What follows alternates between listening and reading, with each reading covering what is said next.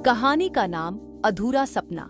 गांव बसरापुर की गलियों में जब धूल उड़ती थी तब किशन दौड़ते हुए अपने पिता की छोटी सी चाय की दुकान तक पहुंच जाता था। उसका सपना बड़ा था, वह इंजीनियर बनना चाहता था।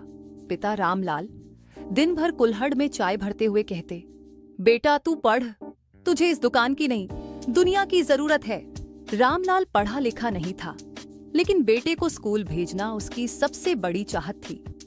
किशन दिन रात पढ़ाई करता, स्कूल में अव्वल आता और शाम को दुकान पर पिता की मदद करता।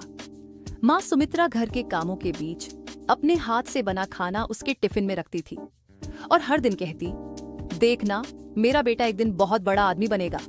गांव में सब किशन की तारीफ करते थे, लेकिन हालात इतने आसान नहीं थे।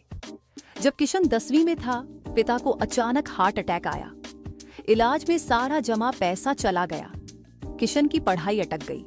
चाय की दुकान अब किशन चलाने लगा और किताबें अलमारी में बंद हो गईं। एक दिन स्कूल का मास्टर रघुनंदन दुकान पर आया और बोला, किशन तुम जैसे लड़कों को तो शहर में स्कॉलरशिप मिल सकती है, क्या तुम पढ़ना चाहोगे? किशन की आंखें चमक उठीं, लेकिन उसने धीरे से कहा, अब नहीं सर, अब दुकान ही मेरा स्कूल है। रघुनंदन जी ने उसे समझाया, कुछ फॉर्म भरवाए और कुछ ही महीनों में किशन को एक शहर के इंजीनियरिंग कॉलेज से छात्रवृत्ति मिल गई। किशन ने माँ बाप को मनाया, दुकान गांव के एक लड़के को किराए पर दी और चला गया अपने अधूरे सपने को पूरा करने। शहर की जिंदगी आसान नहीं थी। किशन को अंग्रेजी समझ नहीं आती थी, लोग उसका मजाक उड़ाते थे, लेकिन उसने हार नहीं मानी। वो दिन में क्लास करता और रात को होटल में बर्तन मांजता। उसका शरीर थक जाता, लेकिन आंखें नहीं थकती थीं। उसमें पिता के सपनों की चमक थी। 4 साल बीत गए। इंजीनियरिंग पूरी हुई। कई कंपनियों ने किशन को इंटरव्यू के लिए बुलाया, लेकिन उसके कपड़े पुराने थे, अंग्रेजी कमजोर थी और आत्मविश्वास डगमगाता था। एक दिन एक कंपनी के मालिक ने पूछा, तुम्हारे पास अच्छा रिज्यूमे तो है, पर आत्मविश्वास क्यों नहीं?